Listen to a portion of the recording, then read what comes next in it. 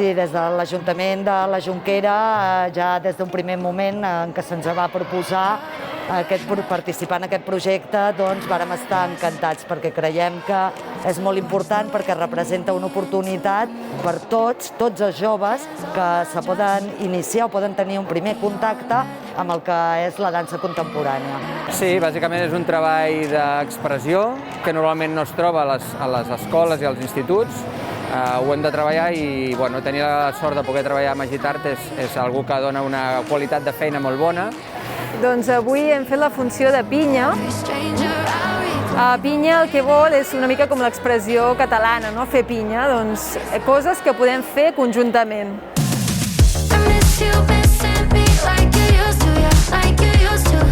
També el que aquesta peça volia una mica era que s'empoderessin a nivell individual dins un col·lectiu. Per tant, el que s'intentava era que cadascú pogués aportar la seva part de creativitat, però dins un moviment col·lectiu, coses que es poden fer en grup.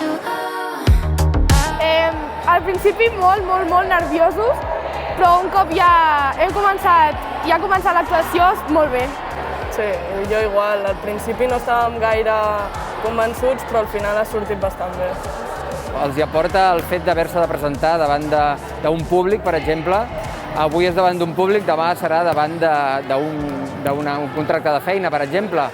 Per ells és molt important que tinguin totes aquestes experiències.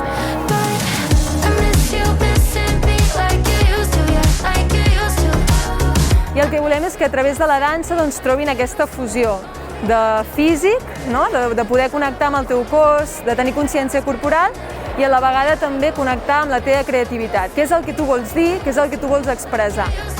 Al principi tenia molta vergonya, ja que era la meva primera vegada, però ja quan va començar ja no ho tenia. Jo igual, quan vaig començar vaig tenir vergonya, però després vam fluir tranquil·lament. La primera barrera que es troben sempre és la vergonya, no? Perquè a nivell físic els hi agrada, els hi enganxa, perquè fem coses una mica acrobàtiques o fem escalfaments que són molt divertits, però després entrem en el terreny creatiu, no? I és quan ells han d'explorar aquest univers intern que tenen i deixar també és un espai molt vulnerable, perquè han de deixar que les emocions aflorin i s'han de deixar veure pels altres. Molt guai.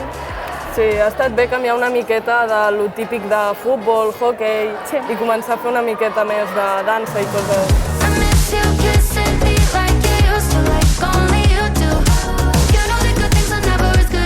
D'aquests nois i noies no havien tingut mai aquest contacte amb la dansa contemporània, s'ha notat que hi ha hagut aquesta millora i bé, jo crec que hem de repetir en altres ocasions per fer que totes les generacions que vagin passant per l'institut puguin tenir aquesta mateixa oportunitat.